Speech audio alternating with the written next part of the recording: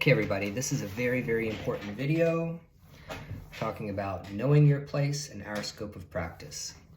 Oh my God, there's so much I could say about this, but I'm not going to run on and on and on for, an hour.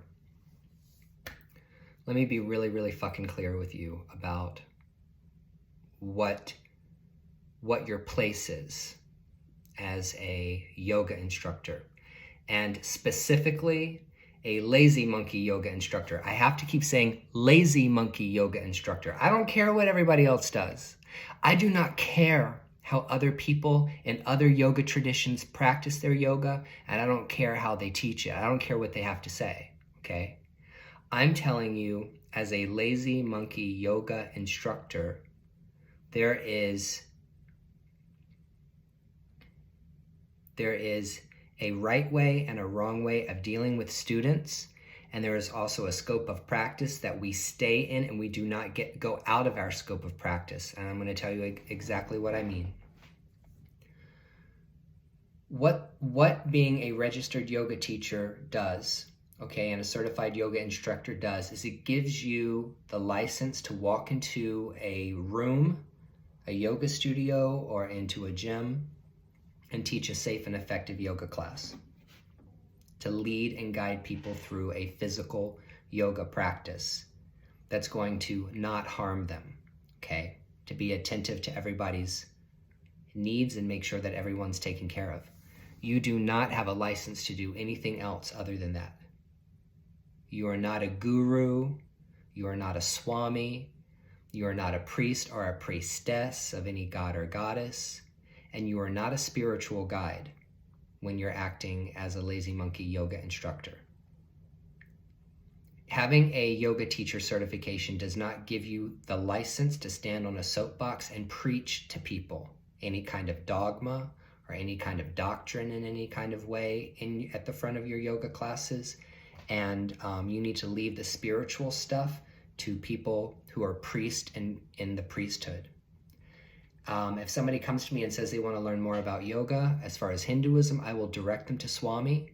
And I'll be like, if you want to learn about Vedanta, if you want to learn about yoga philosophy, and you want to contact a priest about this stuff, like if you're really, really serious about it, talk to that person. Or find sanghas in your area, Buddhist groups that practice meditation. If you're interested in Buddhism, then go visit this website, or download and read the Lotus Sutra, or whatever. But it is not your job as a lazy monkey yoga instructor to act as any kind of spiritual guide for anybody. And the reason why I say it, and you guys, if you know me and you've known me for a while, or you follow my shit on YouTube or on TikTok, you would know already that you should only act and behave within the scope of what it is that you do. And there are people out there that feel like because they become yoga instructors, all of a sudden they're spiritual guides. No, absolutely not. The lazy monkey yoga class is just that. It's just a class. And don't try to pretend to be something that you're not. Don't put on airs. Don't allow having a yoga teacher certification in some kind of way to, inflate your ego, thinking you're something more or better than what you are. We're all the same. We're all the same, okay? And we're all growing at a different rate spiritually, and everybody's going to get there eventually. That's what the Lotus Sutras teach. That's the fundamental message of the Lotus Sutra, that eventually one day, we will all get to where we need to be. We'll all become the Buddha, okay? We will all get to that spiritually enlightened place. But it will only create problems for you to start wrapping yourself up with students in a way in which they start viewing you as some kind of priest or priestess or spiritual guide or guru. That is never a good situation, okay? Point them in the direction of other people who want to be their spiritual guides. That's the first scope of practice. That's a spiritual aspect of this. Or if you are getting your yoga teacher training certification so that you can become a member of Yoga Alliance and stand on a soapbox, Please do not tell them that I taught you. And please do not call yourself a lazy monkey yoga instructor. If you're going to get your teacher training certification and you're going to get on a soapbox and start telling everybody what to do and that they have to be a vegan, you know, or start being judgmental towards other people's cultural heritage and practices, just forget it. Now, on the most practical level about knowing your scope of practice, this is also about liability, okay? Do not tell anybody that they need to take any kind of supplements or any kind of vitamins. Don't even suggest that they take a Tylenol. Like, let's say somebody comes up to you and says, you know, oh yeah, I stubbed my toe in class and, you know, I think it's getting a little red and swollen. What should I do?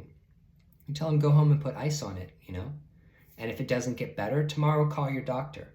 Anytime anybody has any questions about health-related issues, their health-related issues, you tell them to call a doctor.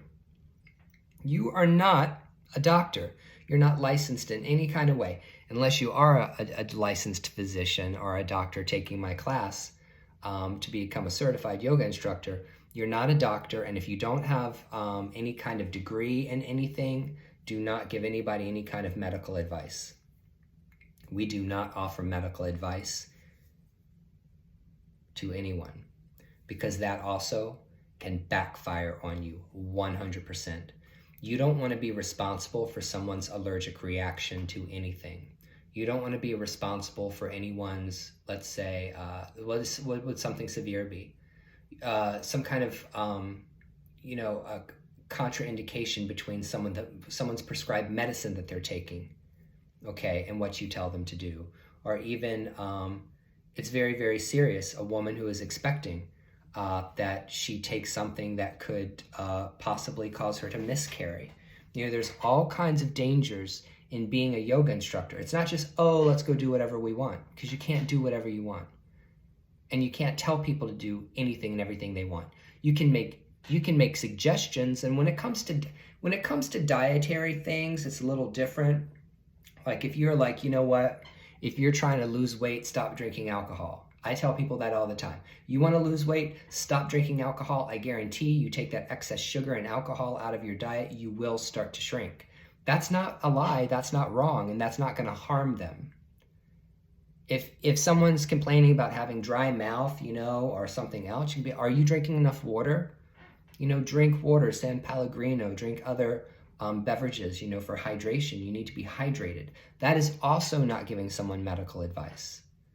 What else is not giving medical advice? Having opinions about eating genetically modified foods is not giving someone medical advice. I'm talking specifically when it comes to treating any kind of disorder or illness or physical injury.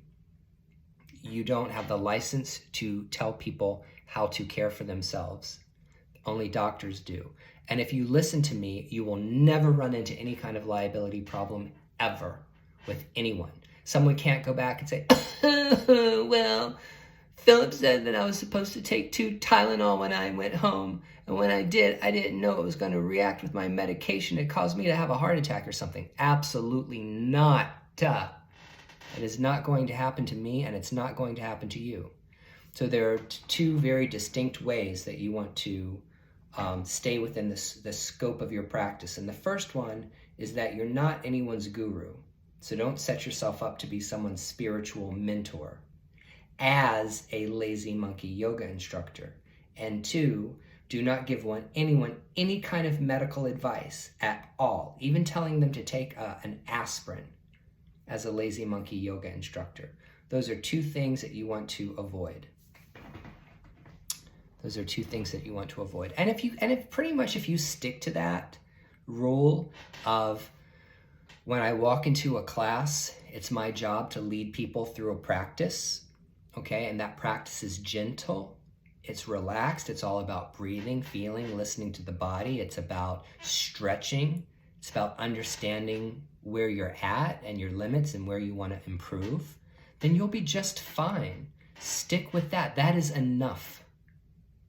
It is enough to be a very good, competent yoga instructor that helps people learn how to move their body. You teach someone how to stretch, you teach someone how to breathe, you help somebody reduce their level of anxiety and find peace of mind and calm and bring them back to the center, guide them back to the center of who they are themselves. Come back to their home, the home that it resides in them. You have already done more than enough. And you don't have to do extra. You don't have to be extra. Don't try to be extra. Just teach people how to do this practice. And you will be very, very, very respected for what it is that you teach. Nothing more, nothing less, just breathing. Just breathe. You know, and we're not out to force anyone to do anything. We're not here to force anyone to behave in a certain kind of way. We're not here to force people to eat a particular kind of way. We're not here to force people to believe in any kind of religion in any kind of way, or to set ourselves up as being someone who is superior to others because we perform any of these things.